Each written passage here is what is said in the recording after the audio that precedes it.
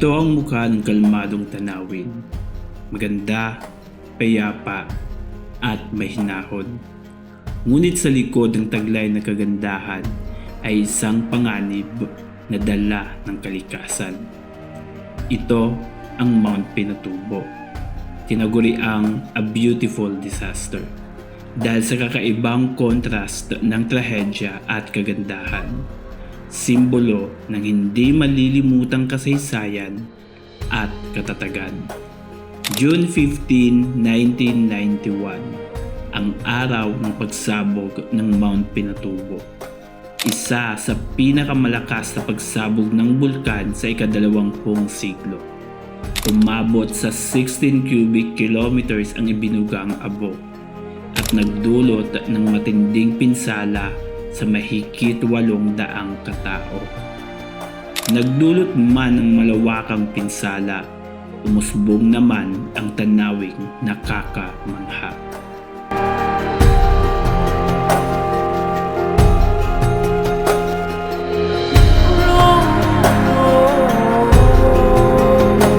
Nagsimula akong mangarap noong bata pa lamang ako.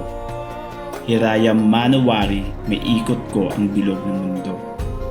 Ngunit ito'y suntok sa buwan dahil sa hirap ng aking pinagdaraanan. Hari naway mabigyan ako ng pagkakataon na maipagpatuloy ang aking simulan. Peregrinare Mekong, tara't samahan niyo ako sa mga travel adventures ko. My name is Lito Hakosa at ako ang inyong biyaherong manok.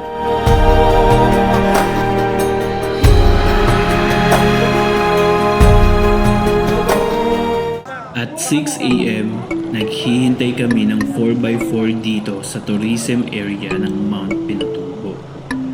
So nandito kami sa tourism area ng Mount Pinatubo and we are waiting for our 4x4. At yung contact ko si Miss Ira Joy, ginagawa niya yung paraan na 5 kami sa loob ng 4x4. Kasi ang rule kasi talaga dito ay 4 lang sa loob ng 4x4. Yet yung contact ko si Miss Ira Joy, ginagawa niya ng paraan na 5 kami sa loob.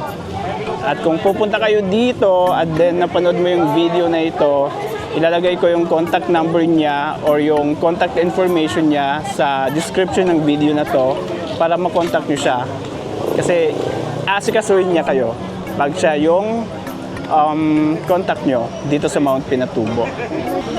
Hi, Mi! Yes, mga katiktilaok. Hello, hold up to!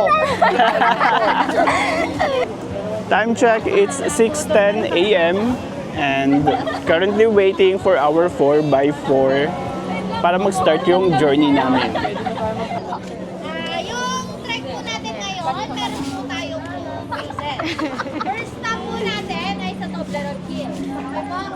Yung biyahe po natin papuntang Toblerone Hills, 1.5 hour. Ay, siguro mga 1. Tapos another 30 minutes papuntang original parking. Pagtapos po ng 10 to 15 minutes, sakay na po tayo sa 4x4 para punta na po tayo sa original parking. Doon na po mag-i-start yung trek nyo. Yung trek po natin ngayon, hindi na siya 7 kilometers. Okay po? 2 to 3 kilometers na lang po siya.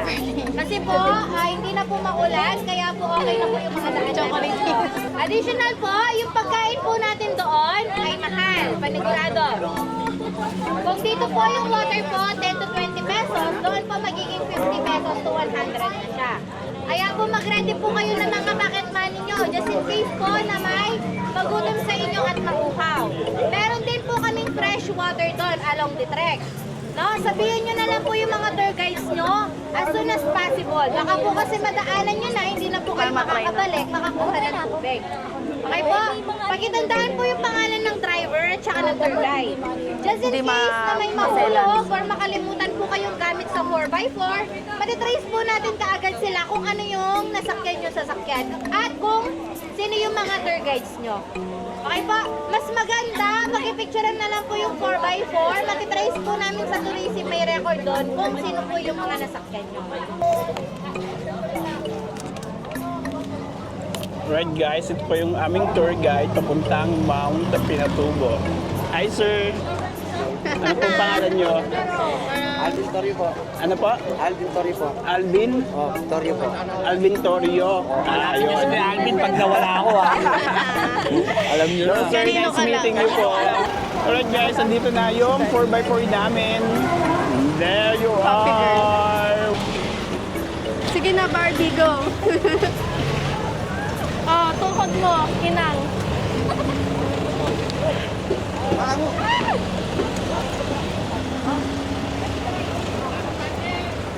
Dito kami, dito ka? Yes. Tayo. Mamaya tayo tumayo. Ako po kayo. Apo. Kasi 1 hour pa to. Sabi? Sabi kanina. Oh my God, ano yun? Alright guys, let's start na po kami. Woo! Tangin na, kalsada pa nga. Wala pa nga eh. Excited. Wala, excited lang. Pa-share kami. Sorry. Ay, ano ba yan? Wala, excited lang. So ayun, sabi daw, it will take an hour to get to the base camp. And then after that, doon na magsisimula yung real journey going to the crater of Mount Pinatubo. So very excited na talaga. And see you there! Let me correct myself. Dito na pala mag-start yung biyahe papunta sa Toblerone Hills. At yung biyahe ay aabot ng 45 minutes to 1 hour. Kuya Alvin, kamusta ka naman today? Hi, Kuya Alvin. Kuya, anong pangalan mo? Kuya Alvin nga. Kevin Duran. Hi, Kuya Kevin. Hindi ko talaga narinig. Hi, me. Hello, Kevin Duran. Hi po. May yung face mask kasama namin. natin.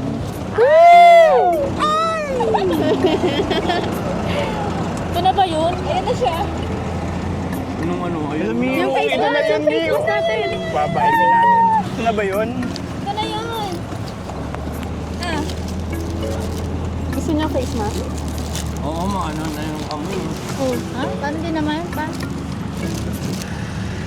Tudurog yung puso. Pag nakita ko na Akala nila normal yung life na ganyan. No? Basta ako parang pasarap lang ng pasarap. Kayo? Eto, kinuha na ko na siya ito. Nilagay ko na lang.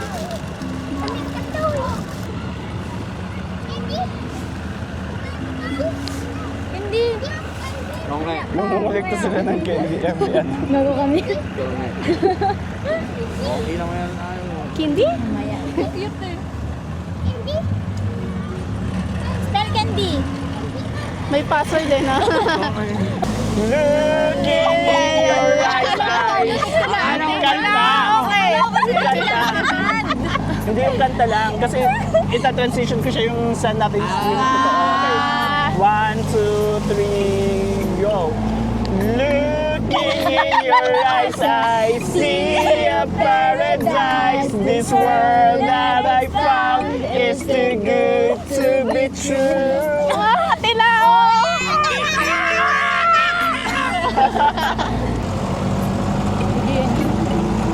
Nag-hurt ka pa. Maligo kaya ka? Kahit ano.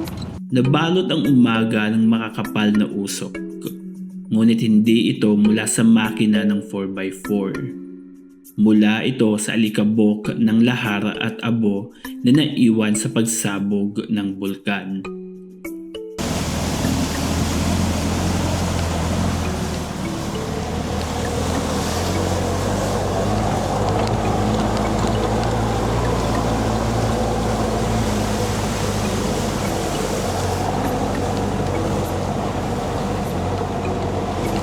Kapag dumadaan ang sasakyan sa tuyong ilog at lahar fields, tumataas ang pinong abo at buhangin na parang ulap ng usok.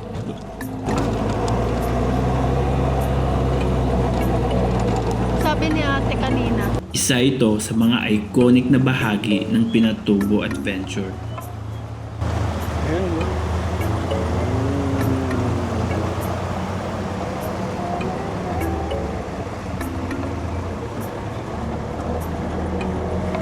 Pero dapat mag-ingat dahil maaaring makaapekto sa kalusugan kung walang proteksyon.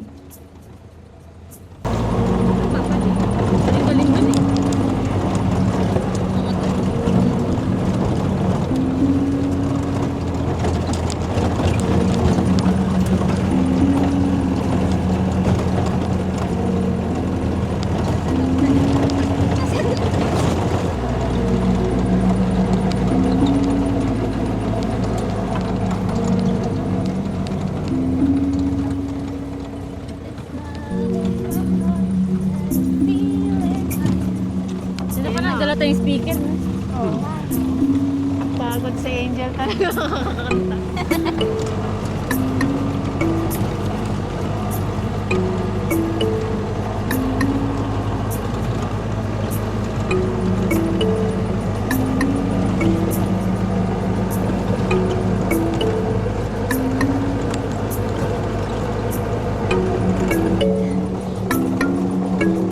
May buhok natin walang kuto pero puro buhangin.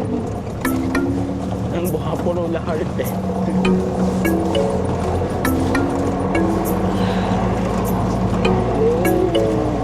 Marami kamay. Magas pa nga.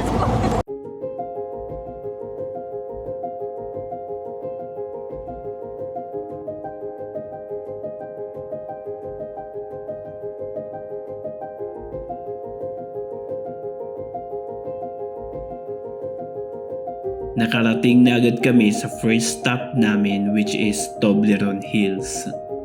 Agad kaming kumilos upang ipamigay ang mga snack pack sa mga batang katutubong Aita.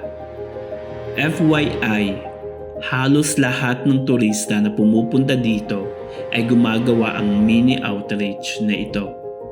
We also encourage you to do the same kasi hindi nila alam ang kahulugan ng pera. Dahil ang tanging naririnig namin mula sa mga labi nila ay candy imbis na pahingi, pera o palimos. Not to mention na before, hindi sila nabibigyan ng sapat na kita na kung ano yung para sa kanila. Although I do not know the entire story, pero the fact na minsan nang sinara ng mga katutubong Aita ang daan patungong Mount Pinatubo noon, ibig sabihin may nangyaring hindi maganda, hindi tama o marahil hindi nagkakaunawaan. Masaya ako na nagbukas na ulit yung turismo ng Mount Pinatubo. Pero alam kong wala ako sa lugar upang alamin kung ano ang napagkasunduan. Ngunit kung ilalarawan ko ang moment na ito, isa lang ang masasabi ko. Kung nabibigyan talaga sila ng sapat at wastong oportunidad, dapat noon pa kapantay na natin sila.